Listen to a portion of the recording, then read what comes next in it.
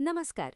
सर्व शासकीय अधिकारी कर्मचारी यांना नवीन प्रणालीमधून वेतन मिळण्यासाठी आपणास ई-केवायसी प्रक्रिया बँक स्तरावर करणे आवश्यक आहे.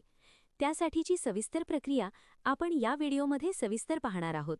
वापरकर्ता मार्गदर्शिकेनुसार यूजर मॅन्युअल सेवार्थ प्रणालीमध्ये कर्मचाऱ्यांच्या बँक खात्याचा तपशील आणि आधार क्रमांक ई-केवायसी अद्ययावत करण्याची प्रक्रिया खालीलप्रमाणे आहे. मुख्य उद्दिष्टे कर्मचाऱ्यांचे आर्थिक आणि ओळखीचे रेकॉर्ड अचूक ठेवणे.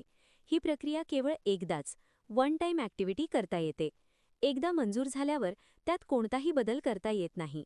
जोपर्यंत ई-केवायसी प्रक्रिया पूर्ण होत नाही तोपर्यंत कर्मचाऱ्याचे पगार बिल तयार करता येणार नाही. 2 स्तरावरील कामाची प्रक्रिया वर्कफ्लो. व्यासपीठावर 2 मुख्य भूमिका आहेत. सहाय्यक डीडीओ, असिस्टंट डीडीओ, बदल सुचवणे आणि कागदपत्रे अपलोड करणे. डीडीओ बदलांचे पुनरावलोकन करून त्यांना मंजुरी देणे किंवा नाकारणे. सहाय्यक डीडीओसाठी steps. Assistant DDO login path, worklist, payroll, update employee details e KYC. Step 1 कर्मचारी शोधा. सेवार्थ आयडी किंवा कर्मचाऱ्याचे नाव टाकून सर्च करा. स्टेप 2 तपशील तपासा. कर्मचाऱ्याचा सध्याचा आधार, पॅन आणि बँक तपशील तपासा. स्टेप 3 दुरुस्ती निवडा. रिवाइज्ड डिटेल्स अंतर्गत इज देअर एनी करेक्शनमध्ये येस किंवा नो निवडा. येस तपशील बदलायचा असल्यास माहिती भरा.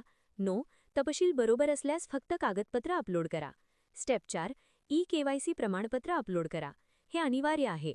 फाईल .jpg किंवा PDF फॉर्मॅटमध्ये आणि जास्तीत जास्त 100 KB पर्यंत असावी. स्टेप 5 डीडीओकडे पाठवा. संबंधित कर्मचाऱ्याचे नाव निवडून फॉरवर्ड टू डीडीओ बटन दाबा. डीडीओसाठी स्टेप्स. डीडीओ लॉगिन, अप्रूव्हल और रिजेक्शन.